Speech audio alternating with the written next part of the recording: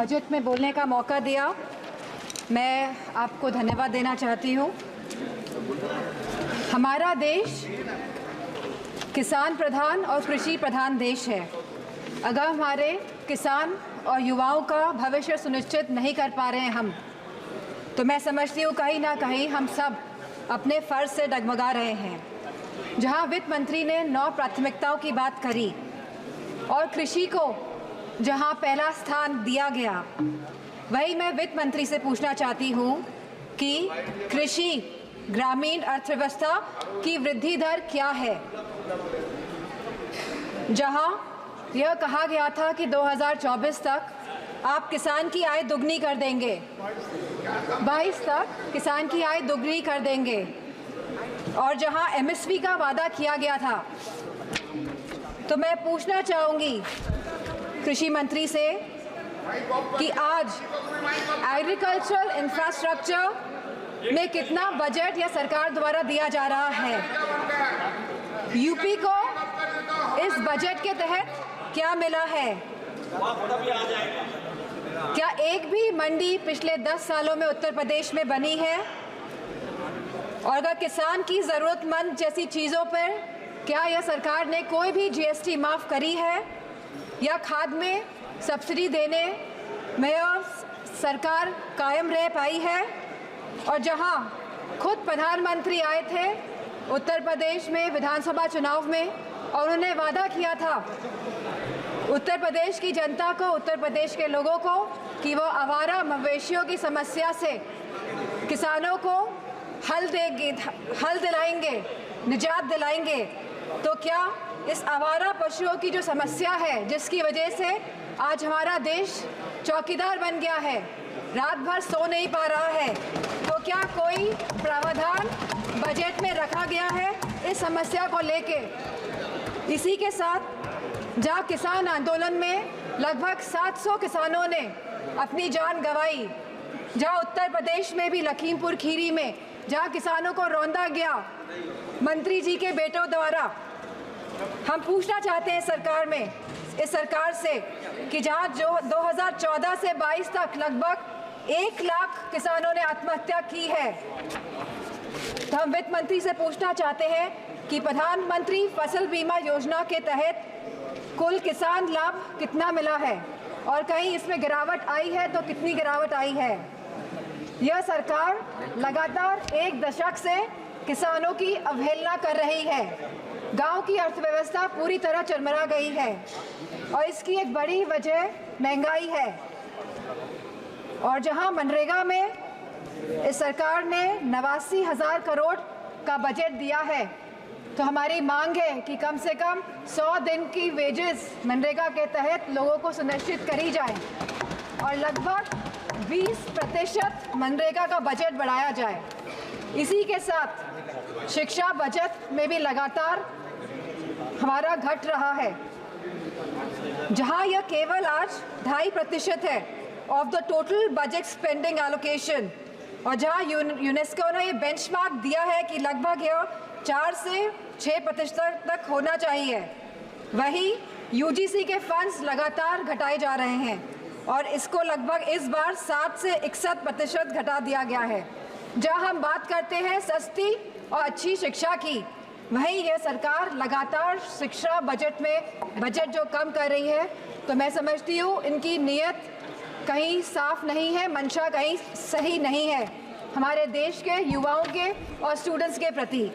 वहीं आज हमारे देश का युवा निराश है, जहां निराशा संभव को भी असंभव बना देती है।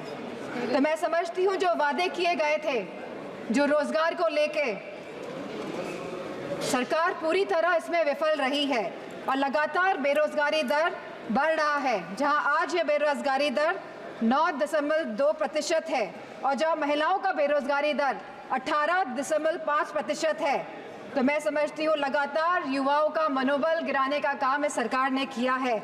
और अग्निवीर जैसी योजना ला के इस सरकार ने नौजवानों का, युवाओं का, इस देश की प्रतिष्ठा का, सम्मान गिराने का काम किया है।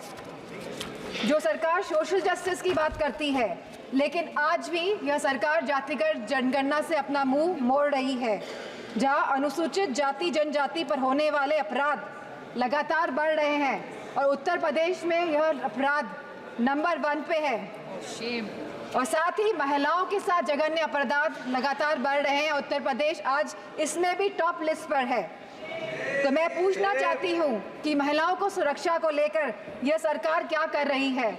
और जहां उत्तर प्रदेश में समाजवादी पार्टी की सरकार ने 1090 जैसी सेवाएं चलाकर हमने अपनी माताओं, बहनों, बेटियों को सम्मान दिलाने का, उनका हक दिलाने का काम किया था, तो इस बजट में क्या प्रावधान रखा गया है महिलाओं की सुरक्षा को लेकर।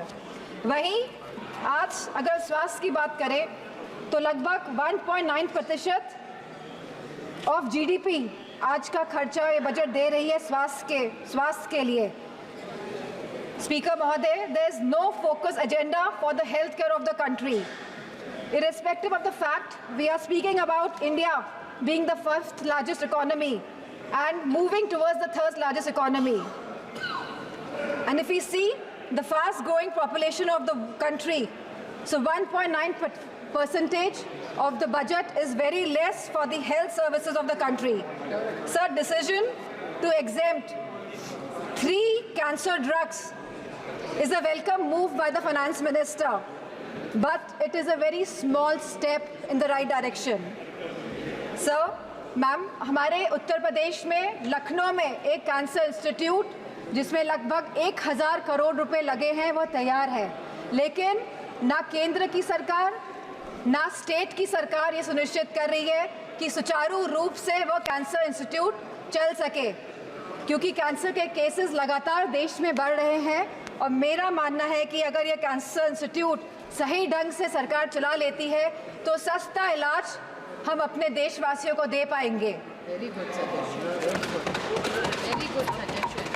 Ma'am, there is a massive gap between the demand and supply in the healthcare center, in the healthcare infrastructure. The doctors, the nurses, the technicians, इन सब की बहुत भारी कमी है।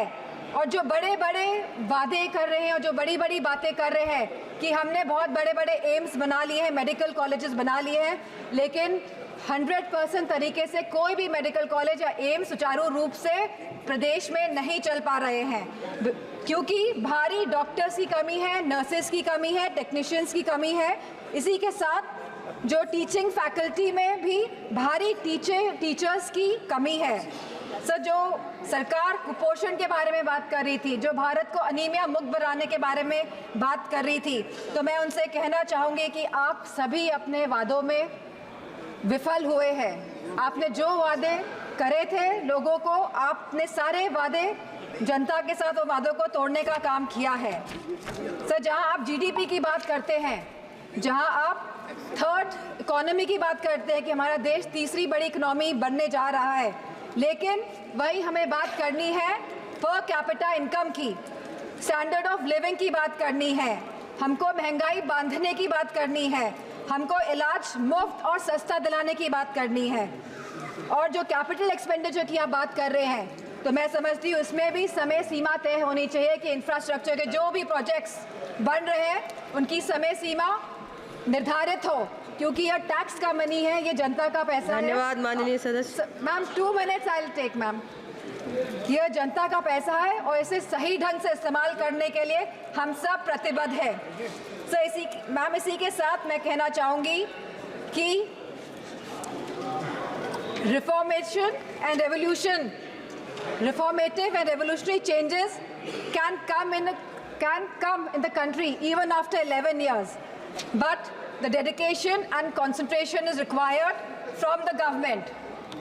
Nothing can alter the past but responsible behavior by the government, and I'm not playing a blame game here. I'm saying a responsible behavior is the behavior in which we are responding to the present situation, and if the government plays a responsible behavior, then formative changes can come in the country. Thank you, Speaker. Very good.